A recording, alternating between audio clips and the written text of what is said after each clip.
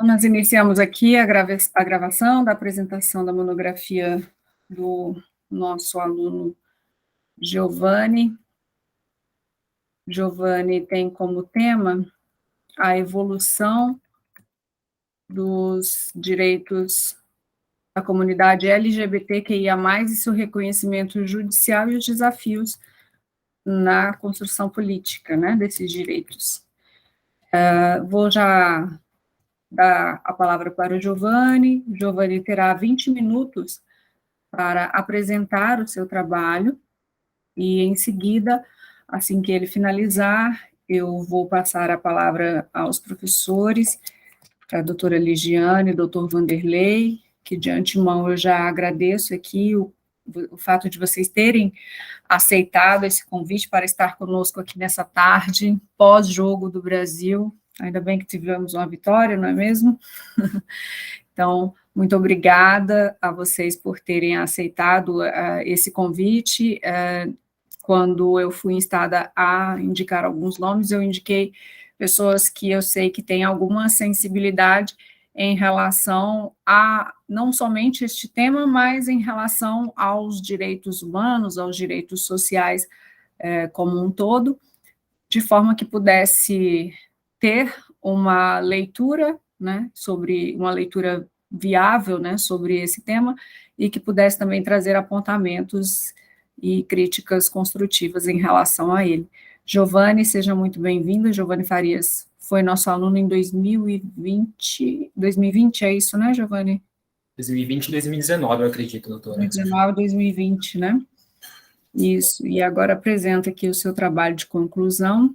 Giovanni, parabéns pelo trabalho, e está com a palavra, então você tem 20 minutos aí. Obrigado, doutora. Quero cumprimentar a banca avaliadora, doutora Márcia, doutora Ligiane, doutor Vanderlei. O trabalho proposto para obtenção de grau de acadêmico de pós-graduação é referente à comunidade LGBT, QIA+, o seu reconhecimento judicial, os desafios atuais e o cenário político atual.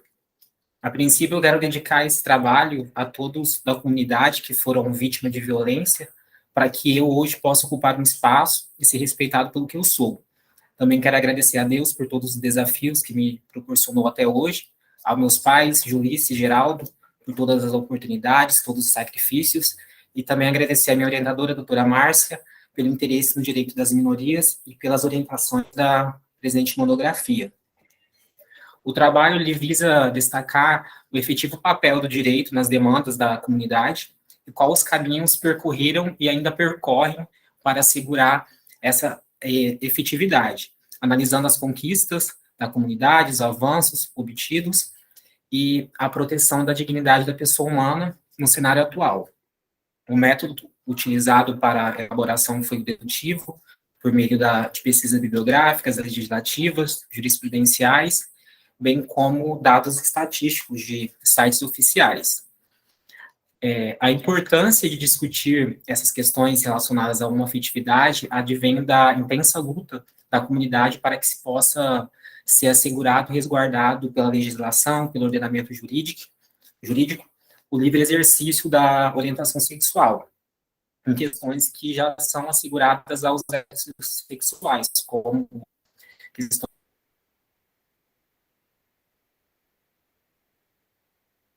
ele é referente à descriminalização ao reconhecimento. Nesse capítulo, eu sobre a origem dos movimentos sociais e a evolução desses movimentos na comunidade LGBT no Brasil. Um breve resumo histórico, devido às sequelas deixadas da Guerra Fria, também causado pela polarização da Segunda Guerra Mundial, na década de 1970, começaram a surgir os movimentos sociais, que veio com as revoltas das mulheres também, e a população negra. Então, entrou em cena a população LGBTQIA+, que veio reivindicar o direito de se expressar, tendo como episódio marcante um ocorrido no bar Stonewall, em Nova York, o qual resultou um conflito que deu origem à atual parada do orgulho gay. Já no Brasil, as primeiras iniciativas da comunidade surgiram no final da década de 70, com a fundação no Rio de Janeiro do Jornal do Lampião, de esquina. Esse grupo, ele coincidiu com a abertura da política na época da ditadura militar e foi considerado o primeiro jornal nacional a tratar de questões sobre a homossexualidade. E também outro grupo muito importante, nos anos de 1980, que reside até hoje no Brasil, que é o PAI, que também,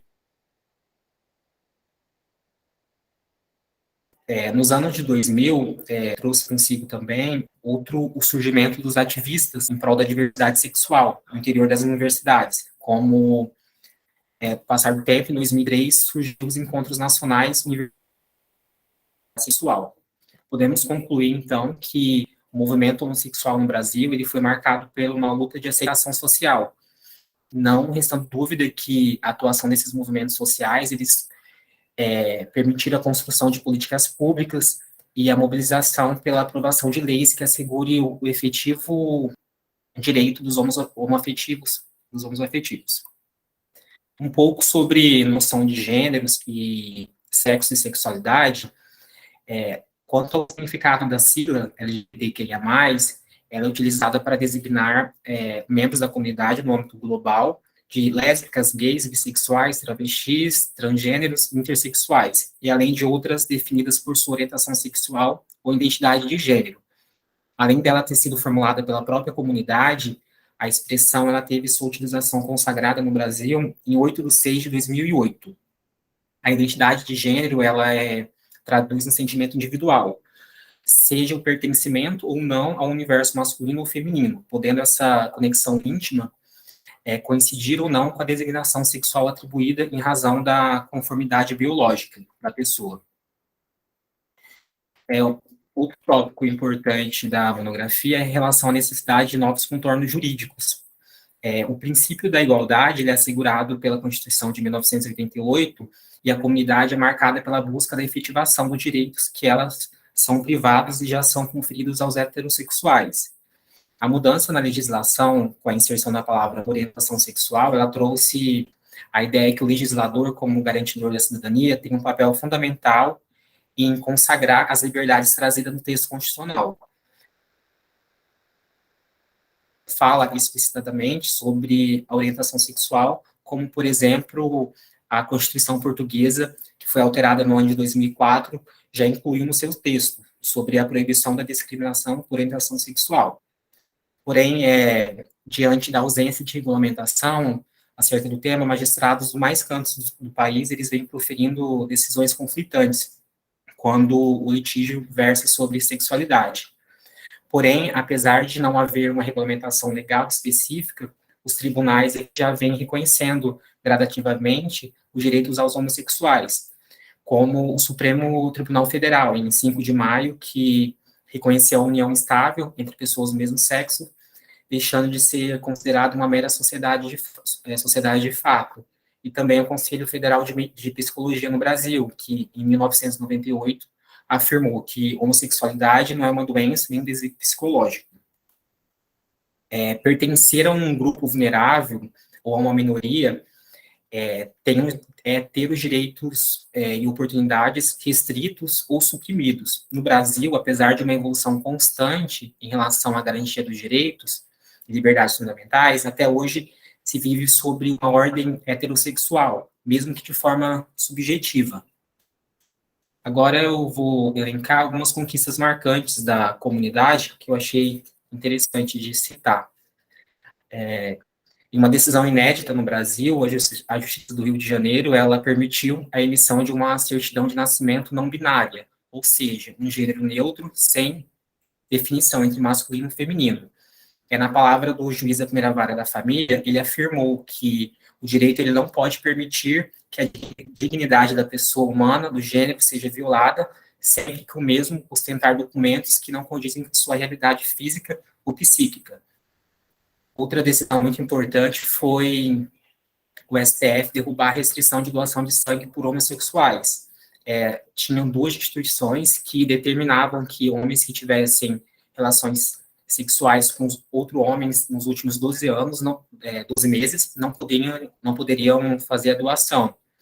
E ao decidir pela essa inconstitucionalidade, o STF reconhece a necessidade de se respeitar valores essenciais previstos na nossa Constituição, como igualdade, solidariedade e dignidade. Outro marco foi a criminalização da LGBTfobia pelo Supremo Tribunal Federal, que, por 8 votos a 3, entendeu por criminalizá-la, ficando evidente a necessidade de tomada de providências por parte do Estado brasileiro, a fim de mencionar a população, para que não fique desprotegida.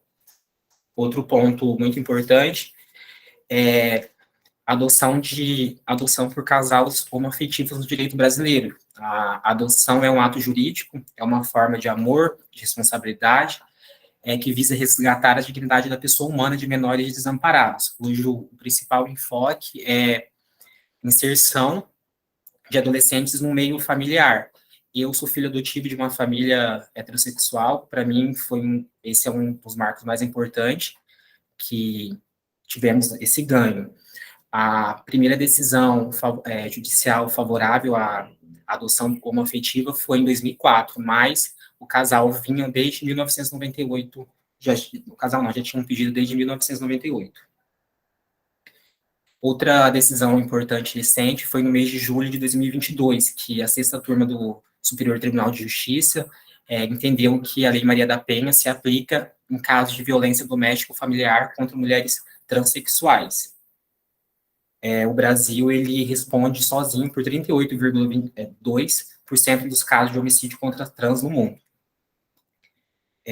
Outro dado importante recentemente foi o aumento de candidaturas de LGBT nas eleições de 2022. Foi um total de 355 candidaturas em todo o território nacional, porém, apenas 20 foram eleitos, com um total de 233 suplentes. Logo, foi 65% do total apurado pela Aliança Nacional LGBT. Foram eleitos 20, como eu citei, 5 foram deputados federais, 13 estaduais, e um deputado distrital e uma governadora. Entre eles foram eleitos lésbicas, 6 lésbicas, 5 mulheres bissexuais, 4 mulheres trans, 2 gays, e um homem bissexual e um sem registro. Agora eu quero expor um pouco dos desafios da comunidade no cenário atual, como ser crime ser LGBT em 70 lugares diferentes do planeta Terra, como o Irã, Arábia Saudita, Sudão, Somália, Nigéria, e ainda em 32 estados tem leis restringindo a liberdade de expressão, de orientação sexual e de identidade de gênero. Quanto aos planos de governo dos presidenciáveis a respeito de matérias LGBT, de acordo com a última pesquisa do Datafolha, o Lula, do PT, ele estava na frente, com 2 menções à sigla, seguido por Ciro Gomes e a Simone, com uma menção cada. Ressalto que o atual presidente ele não menciona a população nas 48 folhas do seu plano de governo, mesmo a comunidade representando 15% dos brasileiros, ou seja, 30 milhões de pessoas. Como eu disse, o Lula ele mencionou 2 vezes a população no seu plano de governo, citando a saúde, o combate à homofobia e à transfobia. Jair Bolsonaro não cita.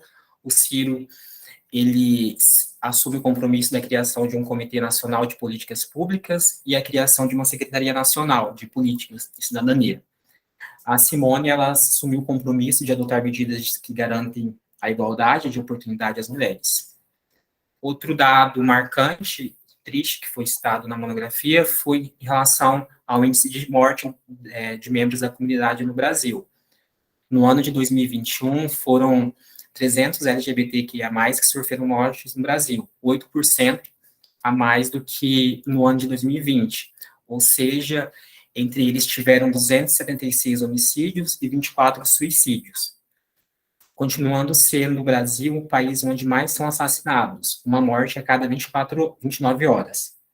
A região que mais teve morte foi o Nordeste, com cerca de 35% nos casos, seguida com o Sudeste, de 33%. O estado que maior ocorreu o número de mortes foi São Paulo, que foram 14, seguido da Bahia, com 32, Minas Gerais, com 27, e Rio de Janeiro, com 26. O Acre e o Tocantins não notificaram nenhum assassinato, e Roraima. Salvador foi considerada a capital mais perigosa para a comunidade em 2021, ela teve 12 mortes, seguida de São Paulo com 10. no ano de 2021, os homossexuais masculinos, eles voltaram para o primeiro lugar no ranking de mortes, foram 153 gays, seguido de travestis e transexuais, 110 casos, lésbicas com 12 casos, e homens trans com 4 casos, e uma ocorrência de uma pessoa não binária. A causa-morte documentada foi 276 homicídios, 4 suicídios, e ainda foram registrados 34 gays que sofreram latrocínio. Quanto à execução desses meios, foram realizados 28% com armas brancas, 24% com armas de fogo e 21% por estrangulamento e espancamento. O cenário de mortes no Brasil, ao longo dessas décadas, ela manteve uma média de 243 mortes por ano, sem uma resposta efetiva do poder público. Nas últimas décadas, 2021 registrou mais mortes que 13 anos anteriores, incluindo o ano de 2020, que registrou um decréscimo de 17,67% de violência letal. Partindo para o final da exposição, eu quero as considerações finais. A comunidade LGBTQIA+, ela é marcada por diversos estigmas, que faz com que as pessoas permaneçam em uma situação de vulnerabilidade e sofrerem o cerceamento dos direitos fundamentais. Muitos avanços foram conquistados pela comunidade, como reconhecimento de direito e a despatologização da homossexualidade. Porém, apesar de toda a evolução, os dados estatísticos mostram que a violência, a descriminalização ainda são crescentes no Brasil. Eu posso concluir, então, que, além da necessidade da proteção estatal, com foco de punição contra a descriminalização, ainda é necessário se utilizar do controle social difuso ou informal, para realizar um trabalho preventivo, um diálogo e orientação nas escolas, nas famílias e nos demais ambientes, diante do cenário atual de violência, ódio e intolerância. Era isso que eu queria expor. Sem mais, doutora.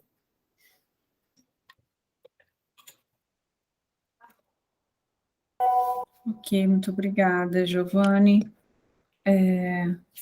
Neste momento, eu vou passar agora a palavra para a doutora Ligiane, para que ela faça aí as considerações e faça os questionamentos que ela eventualmente tem em relação ao seu trabalho, tá? E, em seguida, depois nós retornamos para falar com o doutor Vanderlei. Doutora Ligiane, com a palavra. Muito obrigada mais uma vez por aceitar o convite. Boa tarde a todos novamente, eu que agradeço o convite, a deferência, é um prazer estar aqui com vocês. Giovanni, foi um prazer ler a sua monografia, e lhe parabenizo pelo trabalho, pela coragem, enfim, é um trabalho que ele demonstra, eu gostei muito da sua a dedicação do seu trabalho, né, a todos os LGBTQIA+, que foram vítimas de violência, para que hoje eu pudesse ocupar um espaço e ser respeitado pelo que sou. E no direito, né, na área do direito, digamos, a gente sempre, em todos os livros, a gente tem a ideia, quando a gente pega um livro de direito, dos mais básicos, enfim, a gente tem a ideia de que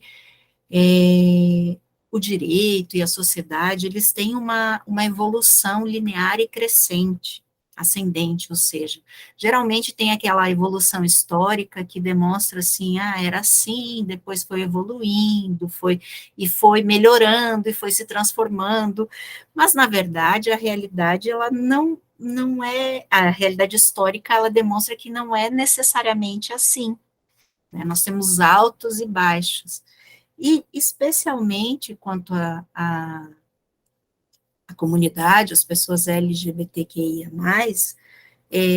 isso demonstra, né, efetivamente, que ainda há muito, a realidade da comunidade demonstra que há muito a se evoluir.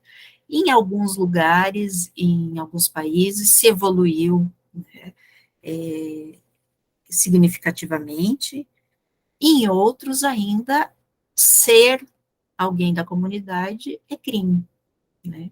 Então, nós vemos assim, e mesmo nos países onde não ser alguém da comunidade não seja algo criminalizado, ainda há muitos preconceitos, há muitas barreiras ainda a serem vencidas, né? E no campo jurídico, então, no seu trabalho, né, você demonstra aí que dessa necessidade de que venha expresso na legislação aí garantias, né, porque o que a gente vê é que é o judiciário que acaba, os interessados têm que buscar o judiciário para reconhecer o reconhecimento de direitos básicos, né? E precisam dessa afirmação, infelizmente.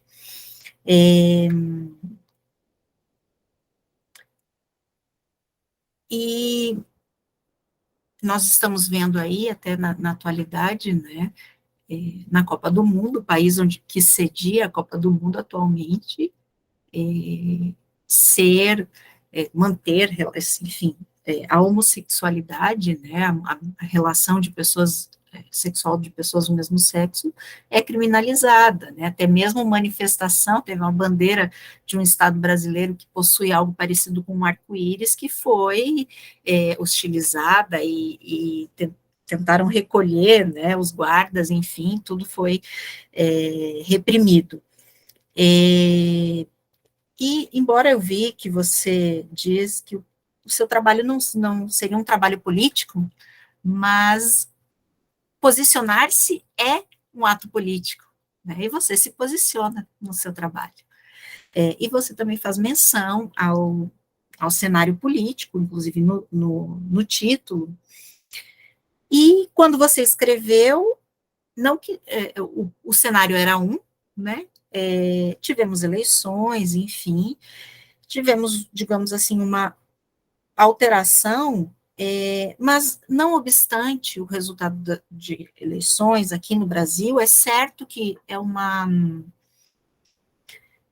movimento mundial, né, esse crescimento, essa ascensão de valores e pensamentos de extrema-direita, e esses valores também trazem consigo, né, imanentes ali, esses preconceitos, especialmente voltados às minorias, dentre elas, não tanto minorias como nós mulheres, né, mas também as mulheres aos negros e às pessoas LGBTQIA+.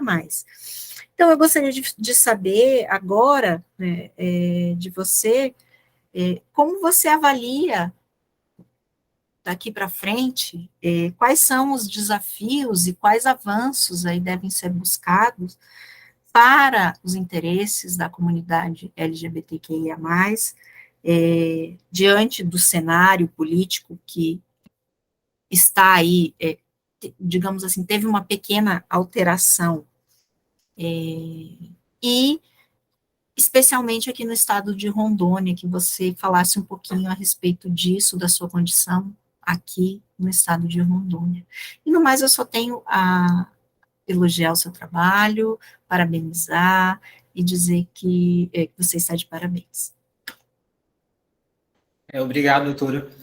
Em relação à condição do Estado, eu acho que muito está ligado à cultura.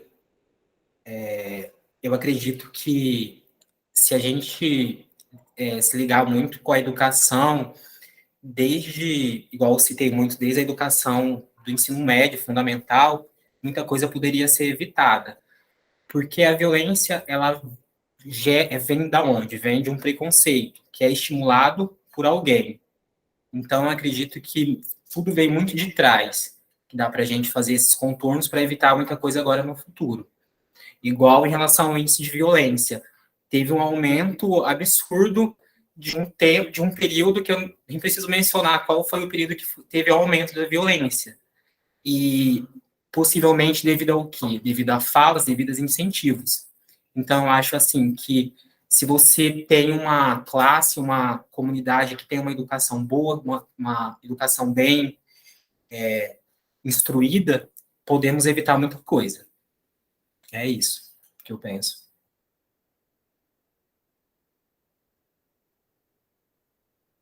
Certo. Agora, então, eu passo a palavra aqui para o doutor Vanderlei, para fazer as considerações dele em relação ao trabalho e também eventual questionamento que queira aí ao Giovanni.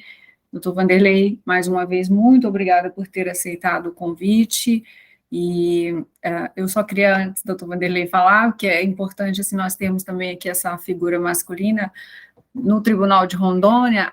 Nós temos esse prazer, né, de nós termos homens sensíveis, né, então, juízes homens sensíveis, porque esse fator talvez não seja tão comum na sociedade em geral, né? Então, como nós estávamos falando de minorias, né, e de mulheres, e como eu disse lá no início, né, eu tive o cuidado de indicar pessoas que eu sei que teriam um olhar de maior sensibilidade sobre o tema, até porque nós, como a doutora Ligiane falou, nós vivemos aqui em Rondônia, que, como eu já ouvi dizer, é o Texas do Brasil, né? Então, é um estado sobremaneira,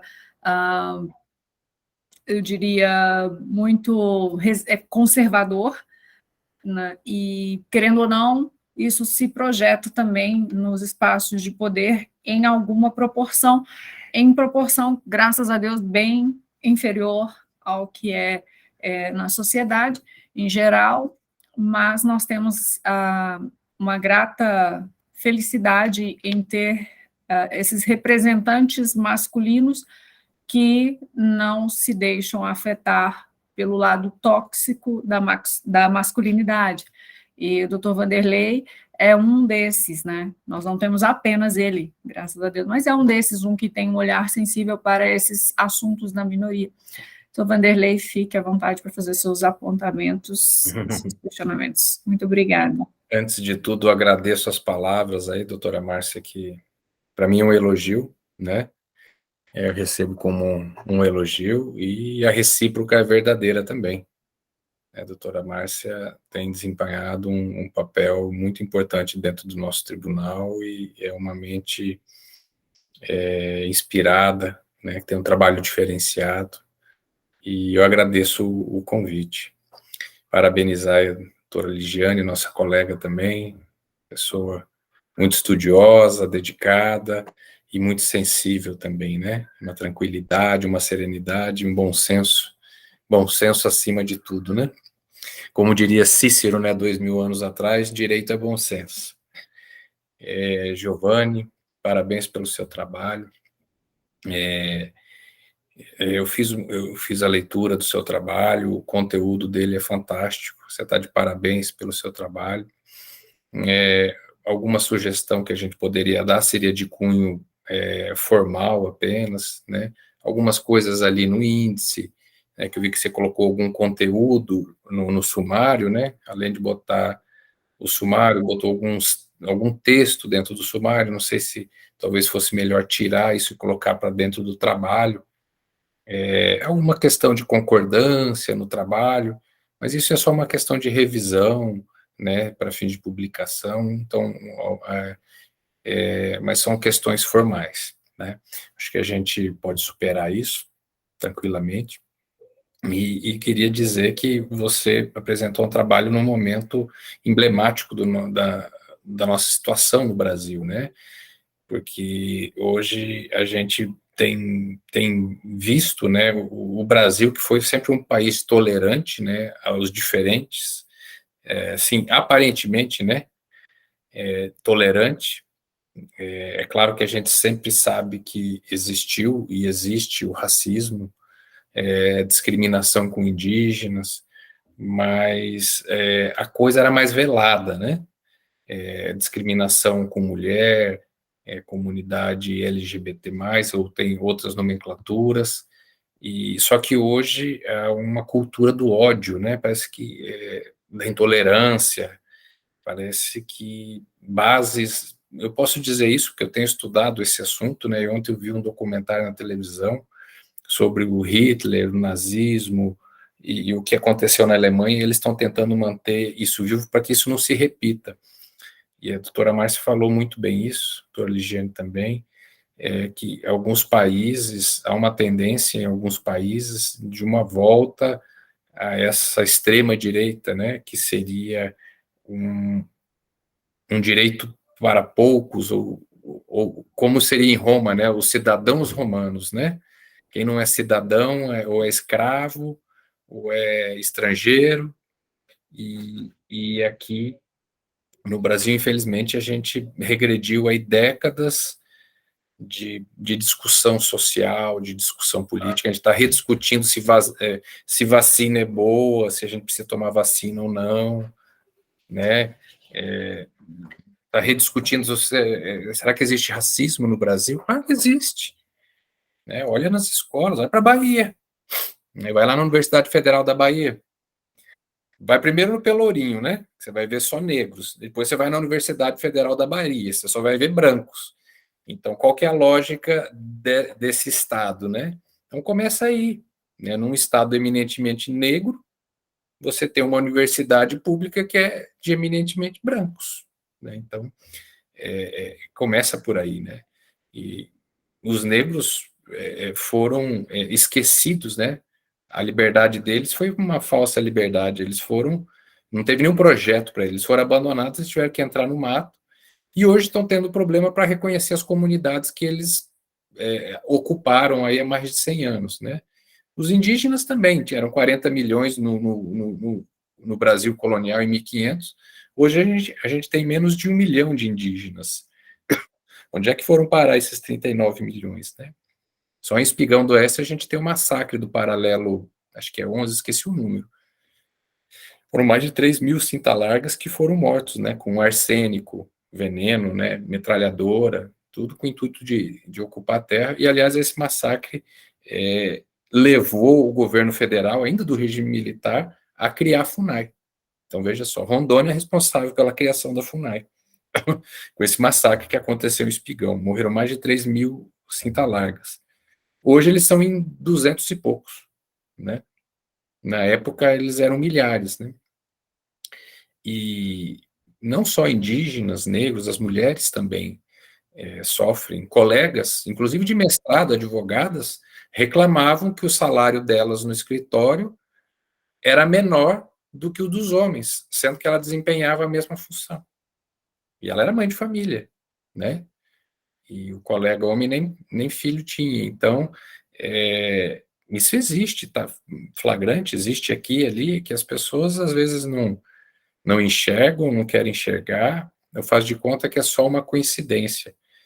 E o trabalho que você desenvolveu sobre a questão dessa comunidade toda, que é bem eclética, né? Ela não é uniforme, ela tem toda uma variante dentro delas, e que eu acho que o principal desse trabalho é você trazer à tona esse direito de ser respeitado, independente do que você pense, independente do que você faça na sua vida privada, né?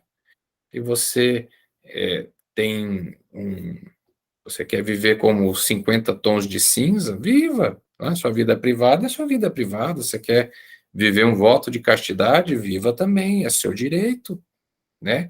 Então, o que a gente tem acho que a coisa mais importante, que é que você trouxe, né, para esse trabalho, é a questão de que se deveria ensinar nas escolas, nas redes de televisão, o respeito ao próximo, ponto. Mas por quê? Porque ele é o próximo, ele é outro cidadão, e eu quero que me respeite do jeito que eu sou, porque eu torço para tal time, porque eu votei em tal candidato, né? E então esse é o princípio básico da democracia. E esse trabalho seu, como já disse, veio nesse momento que a gente está vivendo um turbilhão de desinformação, né? Muita fake news nas redes sociais, e isso vem distorcendo a cultura do brasileiro, porque o brasileiro ele não é de ler livro, o brasileiro ele não lê muito pouco. Então, o povo brasileiro ele é influenciável por chavões, por chamada, eu me identifico com isso, que legal. Daqui a pouco vem outro, uma linha diferente, ele muda, mas porque ele não tem uma consistência teórica, infelizmente. A educação nossa, ela não ensina a pensar. Meus meninos, eles estão numa escola canadense. Coloquei lá, não não porque é bilíngue, que é bonitinha a escola, não, porque eles têm um método de ensino diferenciado, que ele faz com que as crianças pensem, eles leem muito. Então, o Brasil precisaria de uma reforma na educação para que ela viesse contemplar esse reclame seu. Porque esse trabalho, eu achei muito interessante, porque ele foi, além de um desabafo pessoal seu, Giovanni, ele também foi um desagravo social, né? Que você faz um desabafo da sua condição enquanto cidadão e também coloca a situação de todos os outros que foram violentados, né? E, aliás, os mais violentados são os travestis, né? Porque eles são tão excluídos, mas tão excluídos da sociedade, que eles não conseguem nem emprego e têm que se prostituir. E sofrem as maiores violências físicas, né? Nas ruas e entre outros lugares. É uma situação muito triste, mas eu quero deixar registrado aqui o meu parabéns, né? E que esse trabalho aí dê frutos e que a gente consiga semear sementes de tolerância, de aceitabilidade e que os direitos humanos, de uma maneira geral, sejam vistos como direitos, que são, né? E as pessoas distorcem até o termo, né? Quando falo direitos humanos, é direito de preso, de PCC, pegam, né? Distorcem essas coisas, só que quando alguma coisa acontece com elas, né? Então tinha candidato na eleição que sempre tripudiou do termo direitos humanos, que isso é coisa de alisar a cabeça de bandido, né? Só que daí no final da campanha estava querendo comover a população porque tinha prostituição infantil na fronteira, que não sei o que as crianças quebravam, né? Eu falei, gente, mas e onde estava esse governo esse tempo todo, né? Que fala uma coisa e depois quer utilizar disso para fins de eleição. Então, acho que, assim, eu não quero fazer uma manifestação política, né? Eu acho que cada candidato tem, né, os seus lados positivos na economia, etc. Mas a gente precisa amadurecer. Eu vejo, assim, como referência, países como a Noruega, a Finlândia, o norte da Europa são países que têm uma social-democracia, né? E uma igualdade social muito grande, uma diferença de remuneração pequena entre as várias profissões, e uma liberdade sexual, uma liberdade de expressão muito grande. Então, acho que esses sim são a referência. A gente não precisa, não é para a Rússia, para a China, não é para os Estados Unidos que a gente tem que caminhar, a gente tem que procurar os melhores. Catar não, tá bom? Catar, pelo amor de Deus, não. Que só para construir os estádios, mais de 6 mil trabalhadores morreram em acidente de trabalho, suicídio, morreram de calor. Então, o Catar, infelizmente, não é uma referência, né, de direitos humanos, nem para a comunidade, né, LGBT+, nem para outros. Então, um grande abraço aí, Giovanni, de parabéns, doutora Márcia, pela orientação, a gente vê que é um trabalho bem conduzido, bem orientado, e a missão é árdua, mas é gratificante. Muito obrigada, doutor Vanderlei. Obrigada mais uma vez também, doutora Lidiane. Giovanni, como o doutor Vanderlei já até te adiantou, eu teria também alguns apontamentos, mas só do ponto de vista mesmo formal, né, e depois a gente pode falar sobre isso, que não afetaria na essência o teu trabalho, que pode ser entregue depois, né, Marcos, com essas pequenas alterações. Mas aí, do ponto de vista material, é interessante que o Giovanni já tem bastante tempo, né, Giovanni, que ele me mandou a primeira prévia, e na primeira prévia eu sentei com ele e falei, Giovanni, olha, quando a gente vai falar sobre um tema do qual nós participamos diretamente, né, do qual nós vivenciamos, nós temos que ter um cuidado muito grande, porque é como se você estivesse advogando em causa própria. E aí há um grande risco de você perder um pouco da cientificidade, né, e entrar na paixão. Então, naquele primeiro momento, o trabalho dele estava muito cheio de paixão. Eu falei, olha, então daí você volta, espera um pouco, abaixa, né, respira um pouco, escreve de novo, aí você tira toda a paixão, aí você escreve de novo, né? Porque a paixão, ela é boa, mas ela acaba atrapalhando muitas vezes no que a gente precisa, né? Então, mas aí hoje o teu trabalho já ficou um trabalho mais, um trabalho sóbrio, né? E é de extrema relevância mesmo trazer todos esses assuntos, como disse o doutor Vanderlei, todos os assuntos relacionados a direitos humanos, a direitos das minorias, porque é muito preocupante o momento político pelo qual o mundo inteiro, como disse a doutora Ligiane, o mundo inteiro passa, né? Então, desde mais ou menos ali 2017, 2018, o mundo vem caminhando num ressurgimento dessa extrema-direita, que, paradoxalmente, é acompanhado, vejam só, né, pela falta de informação, não pela falta, né, mas pelo excesso de informação, mas de informação mentirosa, de informação errada, da desinformação. Então, nós temos um excesso de informação hoje em dia, né? Se antes, né, quando nós falamos lá da época de Segunda Guerra Mundial e o que precedeu a ela, nós tínhamos uma espécie de desculpa para dizer que aquilo tudo ocorria por falta de informação, e aí esse era um suposto pretexto, porque aí então as pessoas não teriam acesso à informação, em tese elas seriam mais facilmente manipuladas. Hoje nós temos o acesso à informação de maneira muito fácil, literalmente na palma das nossas mãos, né? Mas, como bem também salientou o doutor Vanderlei, há uma questão cultural de não ler, de não ir atrás, né? As pessoas não têm o cuidado sequer de digitar no Google, né? Fulano fez isso, porque lá no Google vai ter outras notícias dizendo, não tem nada a ver, fulano não fez isso. Algo básico, então isso, as pessoas sequer se dão a esse trabalho, né? Nem de ler livro, às vezes só de checar mesmo no Google se realmente aquela informação é verdadeira ou não. E uma parcela, né, da sociedade percebeu isso e aproveitou-se disso.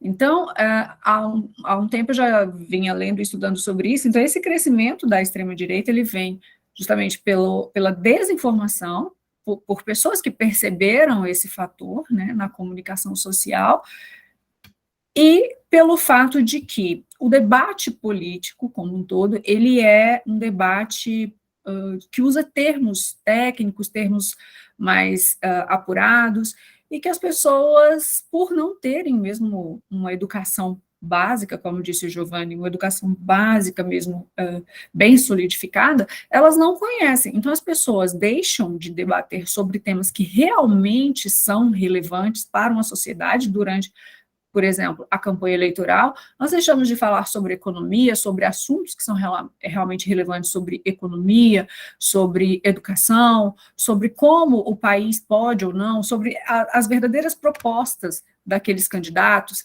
e não só eles apresentarem propostas, mas nós, como cidadãos, termos condições de avaliar se aquelas propostas são viáveis ou não, né? Porque não adianta as pessoas chegarem prometendo, elas têm que mostrar como isso será feito.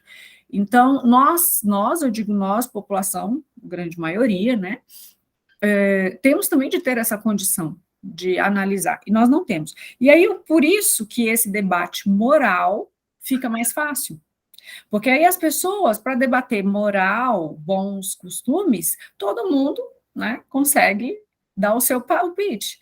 Então, começam a falar qualquer assunto, né? Ideologia de gênero na escola, aborto, então, assim, coisas que sequer estavam em questão ou em projetos dos candidatos, começaram a ser colocadas, e isso se torna acessível para essas pessoas.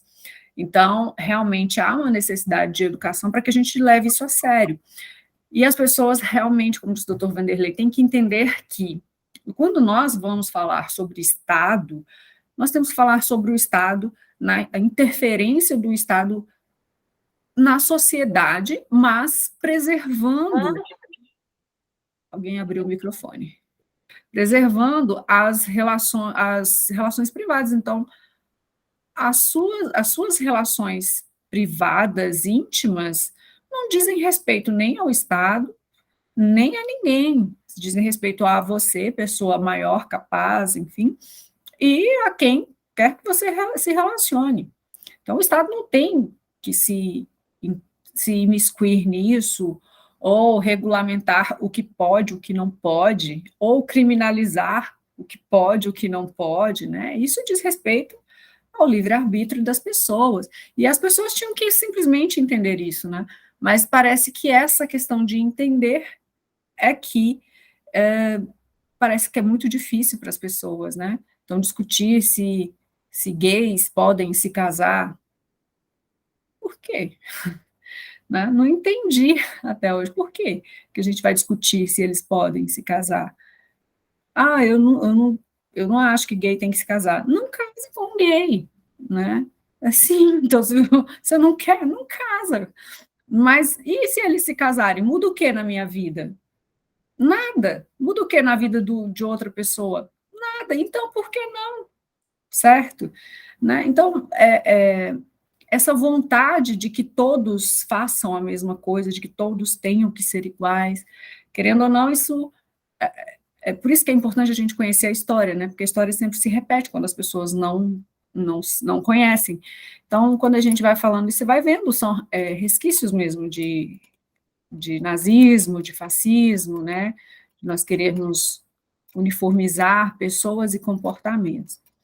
Então, como disse a doutora Ligiane, esse também é um ato político seu, né, a sua manifestação, trazer isso, registrar esse histórico é importante, deixar o seu posicionamento registrado nesse seu trabalho é importante, e nesse cenário nosso atual, que talvez fosse até interessante que você colocasse, né, como nós estamos diante de um cenário que eu não sei se é novo, mas que traz alguma perspectiva futura incerta, pelo menos na minha visão, ela é incerta, seria interessante você trazer algo ali no final sobre esse cenário atual, especialmente no Brasil, né, que nós estamos aí até hoje discutindo o resultado de eleições, por exemplo.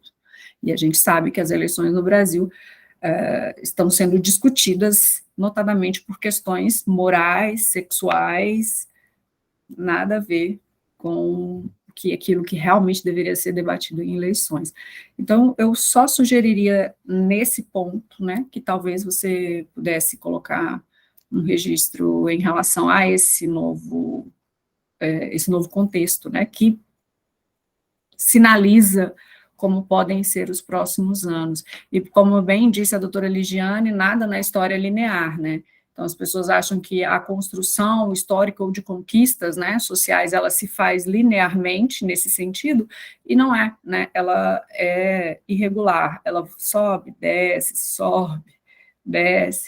e assim vai até a gente conseguir naturalizar.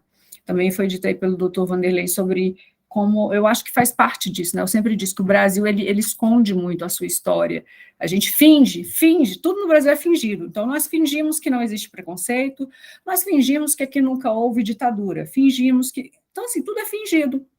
Então, por que na Europa eles vivem, eles rechaçam a história deles, porque eles não negam que houve nazismo, eles não negam que houve tortura, né?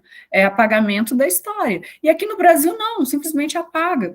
Tem um filme no Amazon Video lá, que é Argentina 1985, que é justamente logo após a redemocratização da Argentina, que é mais ou menos perto ali da época do Brasil, né? E é interessante ver, e aí eu até lembrei, quando eu estava assistindo, eu me lembrei que eu li aquele livro do Brasil, Brasil Nunca Mais, que no filme ele fala isso, no final, lá, o promotor de justiça, ele fala Argentina Nunca Mais, aí eu me lembrei na hora do livro Brasil Nunca Mais, que o Brasil Nunca Mais, ele é um relato de torturas que aconteceram durante a ditadura. Aí eu me lembro que eu li esse livro, eu era pré-adolescente, tipo 10, 11 anos de idade. Não era um livro para eu estar lendo, mas eu li. E isso certamente fez parte da minha construção também, sabe, como cidadã, para eu entender. E assim, eu não admito que alguém diga que no Brasil aquilo não aconteceu. Nós temos registros, nós temos pessoas que sobreviveram àquilo, né? E aí, trazer esse tema também é importante, porque ainda hoje, como disse o Giovanni, muitas pessoas sofrem em relação a isso, seja de forma física, né, por conta da sua orientação sexual, seja de forma preconceituosa socialmente, por ser tolhida de oportunidades de emprego, de oportunidades sociais em geral, só por conta da sua orientação sexual ou de como a pessoa se apresente, né? Então, é muito importante, Giovanni, e eu só te parabenizo também, e pela coragem, né, de se impor e de se apresentar e de trazer esse tema, e como eu disse, principalmente aqui no nosso estado, que é um estado extremamente conservador, nós sabemos, então é um ato de muita coragem, sobretudo, da sua parte, tá bom? Então, meus parabéns, e também agradeço muito aí por você ter confiado em mim, para conduzir aí o seu trabalho, tá bom? Marcos, agora nós nos reunimos, não é isso? Isso, perfeito, doutora. Agora vocês vão se reunir para deliberar sobre a aprovação do Giovanni, e o Giovanni vai permanecer nessa sala, a Lidiane vai criar uma outra sala para vocês, e vocês vão para lá, e em seguida vocês retornam, tá bom? Depois, no final, eu tenho uma outra orientaçãozinha, mas é bem básica, aí, de menos de um minuto. Ok, Lidiane, então pode criar a nossa sala? Isso, aqui nós três vamos clicar aqui para participar.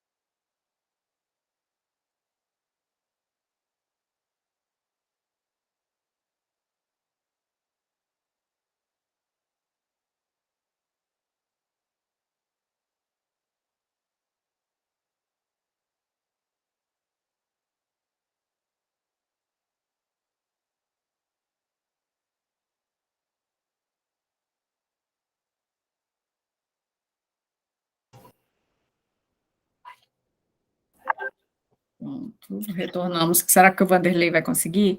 Marcos, só me recapitula quando tem o prazo para ele apresentar o trabalho com correções, 30 dias, 20 dias? Tem até 30 dias, dependendo da aprovação dele, lá na ata, aí nós vamos ter, se o trabalho não tiver muita alteração, o tempo é menor. E se o trabalho tiver mais alteração, o tempo é um pouco maior, mas é bem tranquilo lá. Só marcar um xizinho para ele aí uns 10, 15 ou 30 dias e colocar a nota. Ok. Giovanni, então nós da banca nos reunimos e, por unanimidade, nós tivemos 10, nota 10 no seu trabalho, parabéns, mais uma vez, você foi merecedor dessa nota. Nós só queríamos te dar, então, esse prazo aí de 20 dias para que você fizesse só uma revisão ortográfica e verificasse algumas partes do seu trabalho, você faz uma releitura dele, né, você leia novamente, porque há algumas partes que, às vezes, é um bom sinal, um sinal de que você realmente escreveu, você mesmo escreveu o seu trabalho, que isso acontece, quando nós escrevemos, às vezes, nós perdemos a concordância, né, quando a gente pausa uma frase no meio e você volta a escrever, às vezes você começou numa linha e aí você acaba repetindo, ou fica um pouco truncado. Então, isso não é nada que desabone ou diminua a sua nota, não, a gente sabe que isso acontece e isso é comum acontecer. Então, só fazer essa revisão ortográfica, leia novamente, tem algumas frases que ficaram um pouco truncadas, mas por conta dessa questão, tá? Não é nada que prejudique o seu trabalho, é só para que ele realmente fique um trabalho 100% limpo, vamos dizer assim, né? Do ponto de vista ortográfico e de concordâncias, e o doutor Vanderlei sugeriu também que no sumário, o seu sumário ficasse um pouco mais reduzido, tá? Às vezes você colocou ainda, sumário ele tem que ser só mesmo o apontamento ali principal e a página, né? Vamos dizer assim, então, só esses pontos que você teria que revisar. Então, 20 dias, eu creio que tá bom, já dá para você fazer essas suas alterações, tá? Então, nós vamos te conceder aí um prazo de 20 dias para que você faça essas alterações e entregue o trabalho, mas, mais uma vez, eu quero parabenizar você pela coragem e pelo excelente trabalho, pela excelente apresentação, tá bom? Você está com a palavra, se quiser falar. Eu só quero agradecer mesmo a senhora, a Emeron, o Marcos, por sempre ser muito prestativo com a gente, né?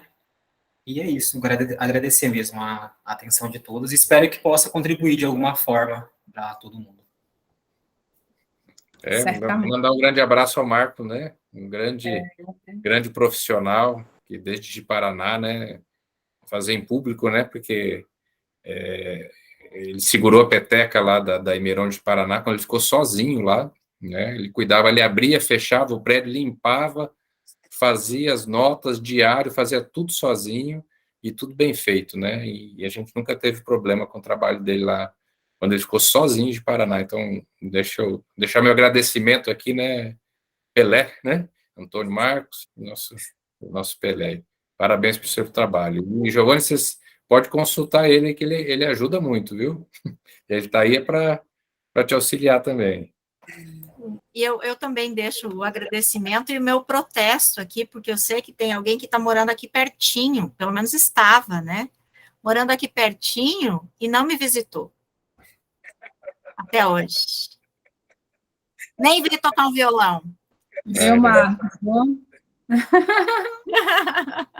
Ai, olha, então, vizinho de cidade nem deu um pulinho lá, Marcos. Tá? Só. Mas a oportunidade não vai faltar. Olha. Mas ainda está, né, Marcos? Ainda está morando, né? Gente, eu confesso até hoje que... Gente, eu estou em Cerejeiras. Você é em Cerejeiras, porque Colorado e Cerejeiras são duas cidades que eu confundo. É só porque você não conhece, só por isso que você confunde. Né? Só porque não conhece ainda. É o nome mesmo, é o nome. Tipo, as duas começam com a letra C, aí eu fico, gente, é colorada, cerejeira, qual? Mas, enfim, eu também quero deixar aqui o meu agradecimento à Lidiane, que está sempre também, ela deve estar ali em off, mas ela faz esse serviço aí técnico para a gente. Obrigada, Lidiane. E ao Marcos, ao Antônio Marcos, estou falando Marcos, é porque eu peguei o hábito de chamar de Marcos, Antônio Marcos.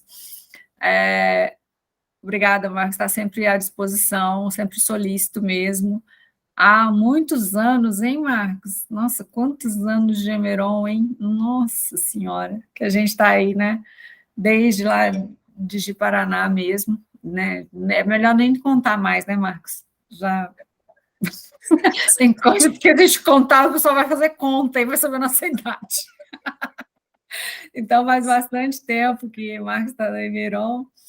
E essa é uma satisfação mesmo trabalhar com você, assim, como a equipe, e muito obrigada mesmo por estar presente, por sempre nos auxiliar e sempre acudir-nos, né, quando a gente precisa. Manda um abraço para a Lidiane aí, que eu estou vendo só o símbolo da Emeron, né? A Lidiane está em off ali. Está em off. Um abraço. Obrigada, gente. Obrigada para vocês também. Tá bom? Então, muito obrigada, pessoal. Um bom restinho de tarde.